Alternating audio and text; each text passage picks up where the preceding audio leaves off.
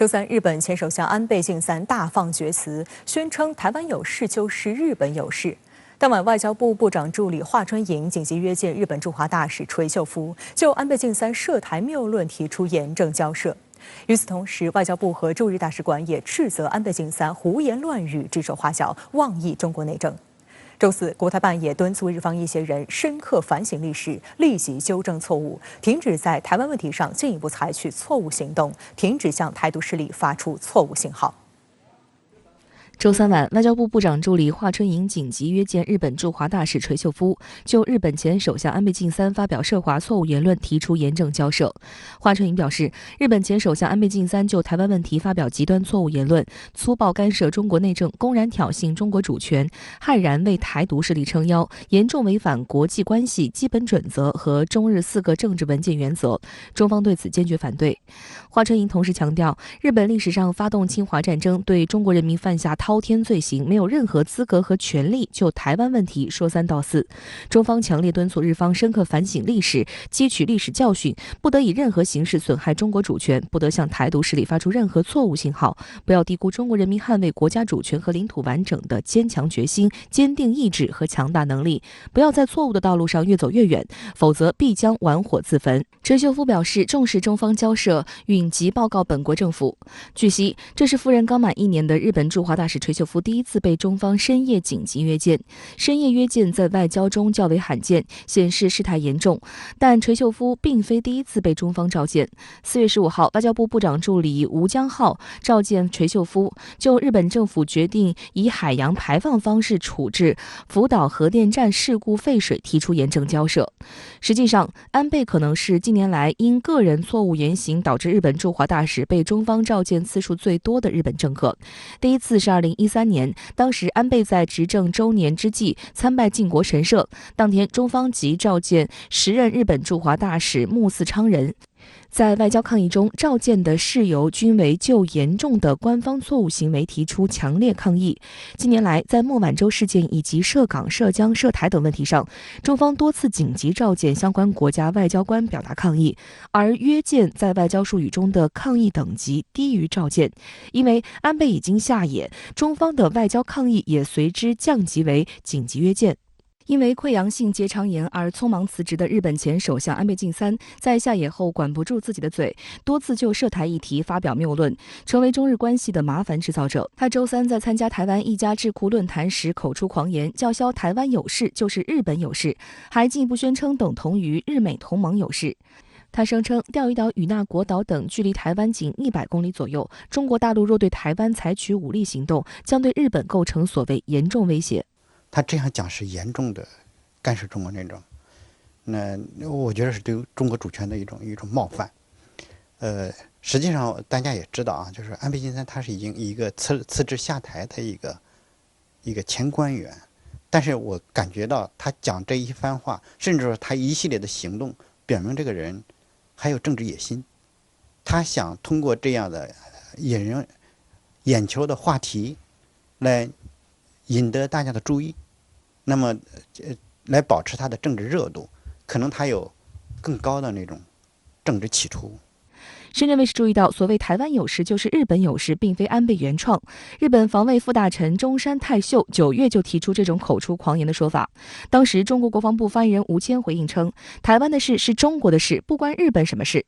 日方政客以所谓地理邻近作为介入台湾事务的借口，是对中国内政的粗暴干涉，不禁让人回想起日本发动对外侵略战争和殖民亚洲的历史。中方必须正告日方，今天的中国早已不是当年的样子，我们绝不容许任何国家以任何方式插手台湾问题。外交部发言人汪文斌周三再次狠批安倍晋三，他强调，任何人胆敢重走军国主义老路，挑战中国人民底线，必将碰得头破血流。中国驻日本大使馆周三也发表声明称，台湾问题事关中方核心利益，事关中日关系政治基础，事关两国间基本信义。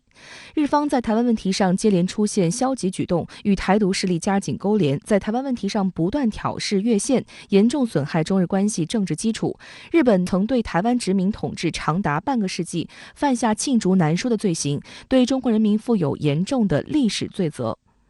央视新闻公众号主播说联播也义正言辞地批驳日本右翼政客的狂妄言论。台湾是中国的台湾，台湾的事儿是中国的事儿，关日本什么事儿？日本自己不仅没有真诚反省历史，一边大幅增加防卫预算，屡创历史新高，一边对别国内政是指手画脚、胡言乱语。今天的中国早已不是当年，任何人胆敢重走军国主义老路，敢在台湾问题上挑衅碰红线，解放军的眼睛里可容不得台独的沙子。外界注意到，近期日本方面就涉台问题口出狂言的主要是安倍晋三身边的人，包括其本人及其胞弟、防卫大臣岸信夫以及副防卫大臣中山泰秀等。但首相岸田文雄本人近期则基本保持沉默。事实上，涉台议题也是岸田和安倍之间博弈的一个球。岸田上台后执行去安倍化策略，将实权部门的负责人都换成自己的人马，这让安倍十分不满。这40多年中日关系当中，我们可以看到啊，就是凡是中日关系有事儿，都是这些日本的右翼势力在挑动，包括这个钓鱼岛，包括台湾，包括过去日本的教科书等等的，特别是在这个中美关系，就是确实有就是这种状态不是我们所乐见的情况下，那么日本的这种右翼势力，它实际上受到了一种鼓舞，他想借这样的个机会，那么扩大自己的舞台，那么就要跟他们做斗争。只有敢于斗争、善于斗争，我觉得才能压住日本的这种右翼势力的这种气焰，才能维护一个就是中日关系大局的基本稳定。